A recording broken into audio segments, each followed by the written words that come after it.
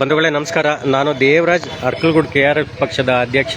ಇವತ್ತು ಒಂದು ನಮ್ಮ ಕೊಣನೂರು ಪೋಸ್ಟ್ ಆಫೀಸಿಗೆ ಬಂದಿದ್ದೀನಿ. ಏನಂತಂದರೆ ಒಂದು ಮಾಹಿತಿ ನಿಮಗೆ ಸಾರ್ವಜನಿಕರಿಗೆ ಮಾಹಿತಿ ತಿಳಿಸ್ಬೇಕು.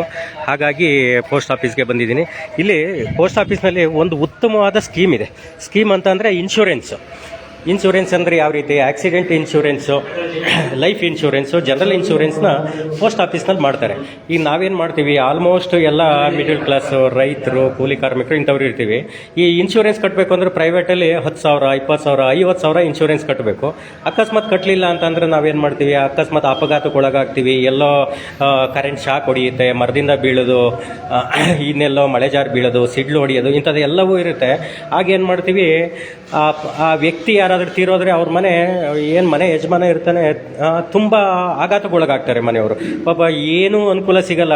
ಎಷ್ಟೋ ಸಲ ನೋಡ್ತೀವಿ, ಆ ಮನೆ ಯಜಮಾನ ಸತ್ತರೆ ಆ ಮನೆ ಇರೋ ಫ್ಯಾಮಿಲಿ ಮಕ್ಕಳು ಅವನ ನಂತರ ಕೂಲಿ ಕೆಲಸಕ್ಕೆ ಹೋಗೋದನ್ನು ನಾವು ಎಷ್ಟೋ ಸಲ ನೋಡ್ತೀವಿ.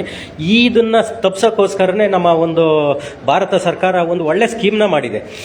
ಅದನ್ನು ನಮ್ಮ ಪೋಸ್ಟ್ ಮಾಸ್ಟರ್ ಅವ್ರ ಮುಖಾಂತರನೇ ನಿಮಗೆ ತಿಳಿಸ್ಕೊಡ್ತೀನಿ. ನೋಡಿ ಸರ್, ನಮಸ್ಕಾರ ಸರ್. ನಾನು ದೇವರಾಜು KRS ಪಕ್ಷ ತಾಲೂಕು ಅಧ್ಯಕ್ಷ ಇದ್ದೀನಿ. ಇವತ್ತು ನಮ್ಮ ಕೊಣನೂರು ಪೋಸ್ಟ್ ಆಫೀಸ್ಗೆ ಬಂದಿದ್ದೀನಿ. ನಾನು ಮೊನ್ನೆ ಮೊಬೈಲ್ನ ಸರ್ಚ್ ಮಾಡುವಾಗ ಒಂದು ಇನ್ಶೂರೆನ್ಸ್ ಮಾಡಿಸ್ಬೇಕು ಅಂತ ನನಗೆ ಅನ್ನಿಸ್ತು. ನಾನು ಎಲ್ಲ ಸರ್ಚ್ ಮಾಡುವಾಗ ಪೋಸ್ಟ್ ಆಫೀಸ್ನಲ್ಲೇ ಒಳ್ಳೆ ಸ್ಕೀಮ್ ಇದೆ. 800 ರೂಪಾಯಿಗೆ 15 ಲಕ್ಷ ಕ್ಲೈಮ್ ತಗೋಬಹುದು. ಅಲ್ಲಿಗೆ ಎಷ್ಟು 18 ವರ್ಷದಿಂದ 65 ವರ್ಷದವರೆಗೂ. ಇವತ್ತು ನಾವು ಜನರಲ್ ನೋಡ್ತಾ ಇದ್ದೀವಿ, ನಮ್ಮ ಹಾಸನದಲ್ಲಿ ಹಾರ್ಟ್ ಅಟ್ಯಾಕೇ ಜಾಸ್ತಿ ಆಗ್ತಾ ಇದೆ. ಇಡೀ ಇಂಡಿಯಾಗೇನೆ ಹೆಸರಾಗ್ಬಿಟ್ಟಿದೆ ಹಾಸನದಲ್ಲಿ ಹಾರ್ಟ್ ಅಟ್ಯಾಕ್ ಜಾಸ್ತಿ ಅಂತ. ಇಂಥ ಟೈಮ್ನಲ್ಲಿ ನೀವು ಇದು ನಿಮ್ಮ ಏನು 799 800 ರೂಪೀಸ್ ಸ್ಕೀಮ್ ಇದೆ. ಯಾರಿಗೆ ಇದರಲ್ಲಿ 2-3 ತರ ಇದೆ ಸರ್. ಹೇಳಿ ಸರ್. ಇದರಲ್ಲಿ 599 ರೂಪಾಯಿದು ಇದೆ, 799 ರೂಪಾಯಿದು ಇದೆ. 599 ರೂಪಾಯಿಗೆ 10 ಲಕ್ಷ ತನಕ ವಿಮಾ ಮೊತ್ತ, 799 ರೂಪಾಯಿಗೆ 15 ಲಕ್ಷ ರೂಪಾಯಿ ವಿಮಾ ಮೊತ್ತ, 5 ಲಕ್ಷದ ವಿಮಾ ಮೊತ್ತ. ಇದಲ್ದೇನೆ ಬರೀ ವಿಮೆ ಮಾಡಿಸೋದು, ಬರೀ ಇವ್ರಿಗೆ ದುಡ್ಡು ಕೊಡ್ಸೋದು ಅಷ್ಟೇ ಅಂತಲ್ಲ. ನಮ್ಮ ಡಿಪಾರ್ಟ್ಮೆಂಟ್ ಅಲ್ಲಿ ಈಗ IPBP ಅಂದ್ರೆ ಇಂಡಿಯನ್ ಪೋಸ್ಟ್ ಪೇಮೆಂಟ್ ಬ್ಯಾಂಕ್ ಅನ್ನೋ ವ್ಯವಸ್ಥೆನಲ್ಲಿ ಪ್ರತಿಯೊಬ್ರು ಅವ್ರು ಇರೋಂತ ಜಾಗದಲ್ಲಿ ಅವರ ತಮ್ಮ ಇಂಪ್ರೆಷನ್ ಎಂದರೆ ಬೆರಳಚ್ಚಿ ಕೊಟ್ಟು ಇನ್ಶೂರೆನ್ಸ್ ಮಾಡ್ಕೋಬಹುದು.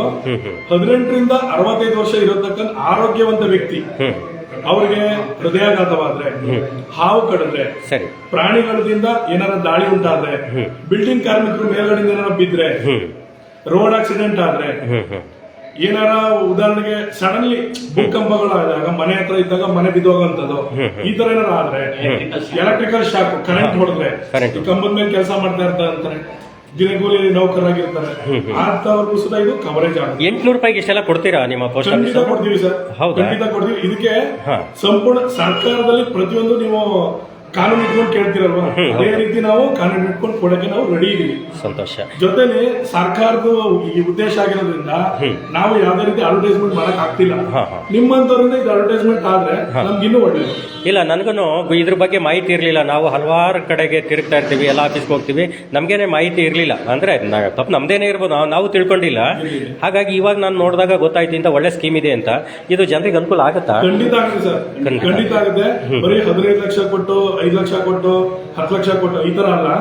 ಅಕಸ್ಮಾತ್ ಜೀವನ ಪರ್ಯಂತ ಅವ್ರಿಗೆ ಏನಾದ್ರು ಅಂಗವಿಕಲತೆ ಅಂತ ಹೊಂದಿದ್ರೆ ಅವ್ರಿಗೆ ಟ್ರೀಟ್ಮೆಂಟ್ಗೆ ವ್ಯವಸ್ಥೆ ಇರ್ತದೆ. ಈ ವ್ಯವಸ್ಥೆ ಅಂದ್ರೆ ಯಾವ ರೀತಿ ಇರುತ್ತೆ? ಹಾಸ್ಪಿಟಲ್, ನ್ಯಾಷನಲೈಸ್ಡ್ ಹಾಸ್ಪಿಟಲ್, ಯಾವ್ಯಾವ ಜಾಗದಲ್ಲಿ ಇನ್ಸೂರೆನ್ಸ್ ಗಳು ಕ್ಲೈಮ್ ಅಂತದ್ರಲ್ಲಿ ನೀವು ರನ್ನಿಂಗ್ ಇಟ್ಕೋಬೇಕು. ಪ್ರತಿ ವರ್ಷ ನಿಮ್ಮ ಪೇರೆಂಟ್ಸ್ ನಮ್ಮ ಅಂಚೆ ಕಚೇರಿಗೆ ಬಂದು ಕೊಟ್ಟು ಆ ಅಮೌಂಟ್ ನ ಪೇಮೆಂಟ್ ಮಾಡಿ. ಈಗ 800 ಎಷ್ಟು ದಿವಸಕ್ಕೆ ಒಂದ್ಸಲ ರಿನ್ಯೂವಲ್? 1 ವರ್ಷಕ್ಕೆ 1 ಸರಿ. 1 ವರ್ಷಕ್ಕೆ 800 1 ಸರಿ.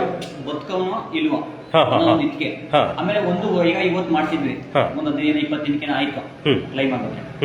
ಕರೆಕ್ಟ್ ಇವತ್ತಿಗೆ ಒಂದು ವರ್ಷ ಇವತ್ತು ಈಗ ಜುಲೈ ಅಲ್ವಾ, ಜುಲೈ ತಿಂಗಳಲ್ಲಿ ಮಾಡ್ತಿದ್ರೆ ಅವ್ರಿಗೆ ಇದಾಗುತ್ತೆ. ಅದು ಡೇಟ್ ಎಕ್ಸ್ಪೈರ್ಡ್ ಆಯ್ತು ಅಂದ್ರೆ ಲ್ಯಾಪ್ಸ್ ಆಗಲ್ಲ, ಅದ್ರೊಳಗಡೆ ಬಂದು ನಾವು ಮಾಡಿಸ್ಕೋಬೇಕು, ಕ್ಲೈಮ್ ಆಗಲ್ಲ.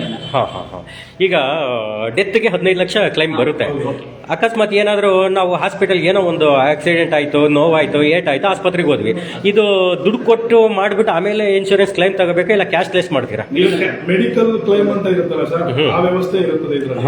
ಜೊತೆಲಿ ನೀವೇನ್ ಮಾಡ್ಬೇಕು ಅಂತಂದ್ರೆ ಅದು ಪ್ರೆಸೆಂಟ್ಲಿ ರನ್ನಿಂಗ್ ಇಟ್ಕೊಂಡಿದಾರ Running ಇರುತ್ತೆ. ಚೆಕ್ ಮಾಡ್ಕೊಂಡು ಸರಿ. ಮುಂಚಿತವಾಗಿ ಅದು ಅಪ್ರೂವ್ ಮಾಡಿಸ್ಕೊಂಡು ಹಾಸ್ಪಿಟಲ್ ಹೋಗಿ ಅಡ್ಮಿಟ್ ಆಗ್ಬೇಕು. ಹಾ, ಹಾ. ಇಲ್ಲ ಸಡನ್ಲಿ ಏನೋ ಅನಾಹುತ ಆಗೋಯ್ತು Sudden ಆಗಿ ಆಸ್ಪತ್ರೆಗೆ ಆ ಹೋಗ್ಬೇಕು. ಜವಾಬ್ದಾರಿ ಇರುವಂತಕ್ಕಂಥ ವ್ಯಕ್ತಿಗಳು ಚೆಕ್ ಮಾಡಿಸ್ಬೇಕು ಅಂಚೆ ಕಚೇರಿಗೆ ಬಂದು ಇವ್ರದ್ದೇನಾದ್ರು ಕ್ಲೈಮ್ ಇದೆಯಾ, ಇವ್ರ ಕಾರ್ಡ್ ರನ್ನಿಂಗ್ ಇದೆಯಾ, ಇವೆಲ್ಲ ಚೆಕ್ ಮಾಡ್ಬೇಕು. ಅಲ್ಲ ನಾನು ಕೇಳೋದು ದುಡ್ಡು ಕಟ್ಟಿ ಏನು ಕ್ಲೈಮ್ ತಗೋಬೇಕಾಗಿಲ್ಲ, ಅಲ್ಲೇ ಕ್ಯಾಶ್ಲೆಸ್ ದುಡ್ಡೇ ಬೇಕಾಗಿಲ್ಲ. ಇನ್ಶೂರೆನ್ಸ್ ಕರೆಕ್ಟ್ ರನ್ನಿಂಗ್ ಇದ್ರೆ ಹಾಸ್ಪಿಟಲ್ ಇನ್ಶೂರೆನ್ಸ್ ಫೆಸಿಲಿಟಿ ಇದ್ರೆ ನಾವೇನು ದುಡ್ಡು ಕಟ್ಟದೇ ಬೇಕಾಗಿಲ್ಲ. 2 ಲಕ್ಷದವರೆಗೂ ಟ್ರೀಟ್ಮೆಂಟ್ ಮಾಡ್ತಾರೆ.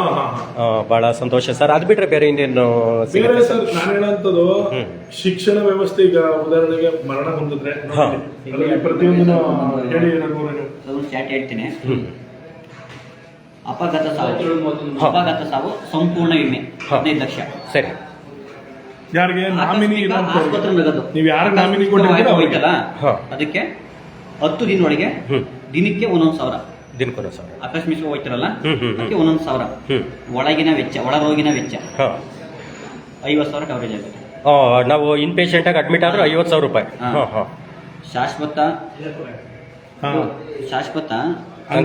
ಅದೇ ಅಂಗವೈಫಲ್ಯ, ಭಾಗಶಃ ಅಂಗವೈಕಲ್ಯ. ಕಾಲೇ ಇದಾಗಂಥದ್ದು, ಕೈ ಮುರಿದೋಗಿರೋದು. ಜೀವ ವಿಮೆ.